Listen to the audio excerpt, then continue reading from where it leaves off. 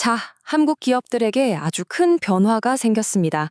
바로 자기 주식을, 그러니까 자기가 발행한 주식을 의무적으로 소각해야 한다는 건데요. 말 그대로 없애버려야 한다는 거죠.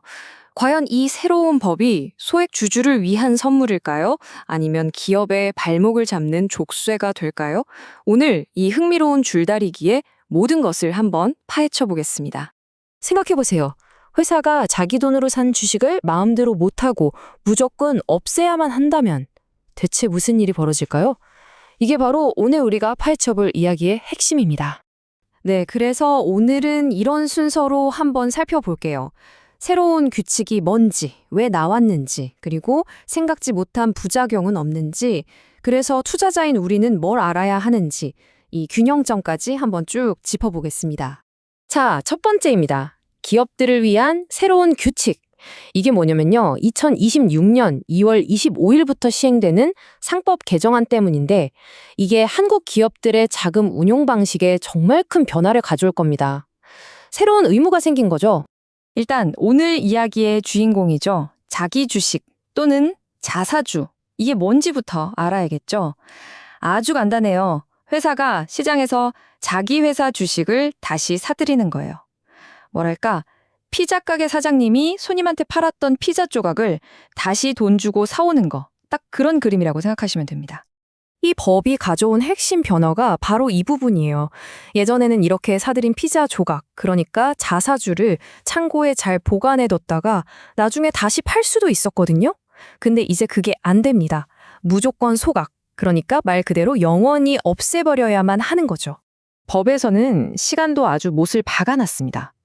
앞으로 새로 사는 자사주는 1년 안에 없애야 하고요. 이미 가지고 있던 것들도 1년 6개월 안에는 전부 소각해야 합니다. 시간이 얼마 없죠? 아니 근데 법으로 왜 이렇게까지 하는 걸까요? 그 표면적인 이유는 아주 명확합니다. 바로 소액주주를 보호하겠다는 거죠. 한국기업평가 보고서를 보면 그 목적이 딱 나와요. 실질적인 주주가치 제고, 원리는 간단해요. 시장에 돌아다니는 주식의 총량을 강제로 줄여버리면 내가 가진 주식 한 주의 가치가 자연스럽게 올라갈 거라는 계산이죠.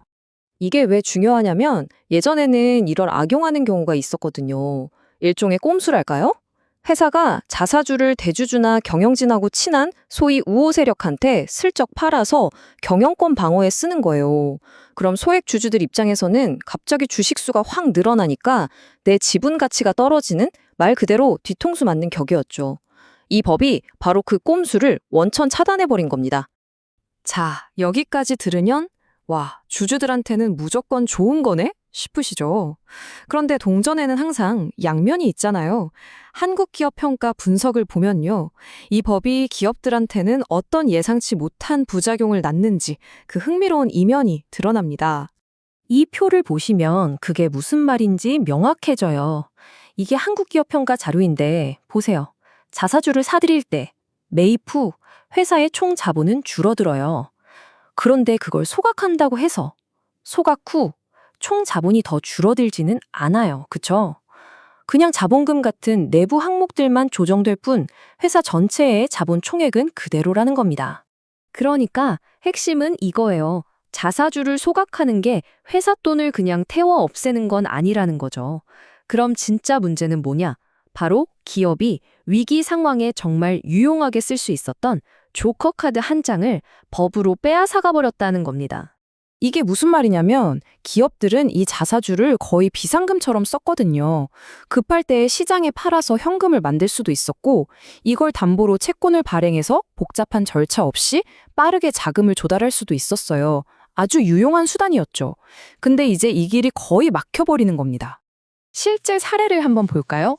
한국기업평가 보고서에 나온 내용인데 하림지주가 2025년에 자사주를 활용해서 무려 1,430억 원이 넘는 돈을 조달했어요. 이걸로 부채 부담을 확 줄였죠.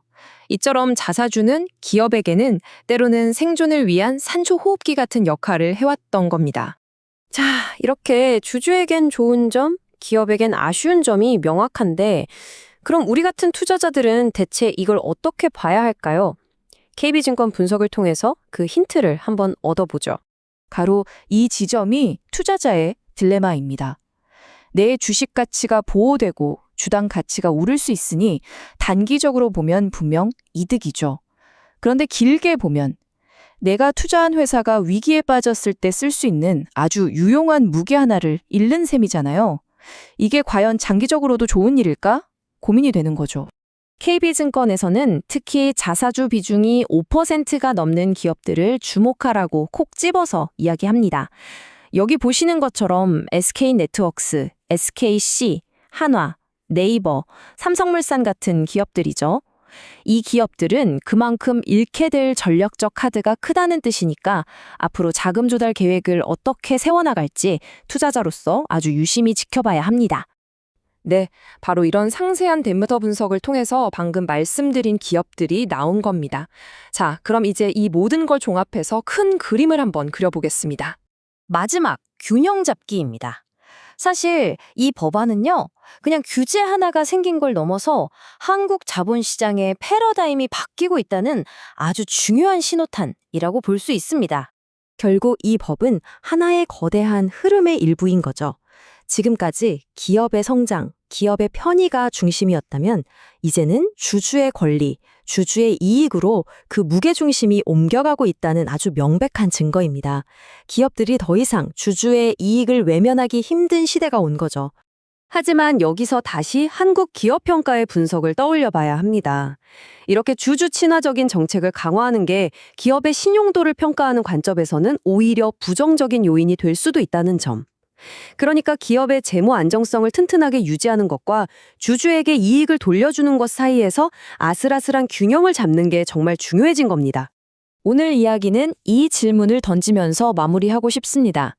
오늘의 주주들을 만족시키기 위한 정책이 혹시 내일의 성장을 위한 기업의 발목을 잡게 되는 건 아닐까요?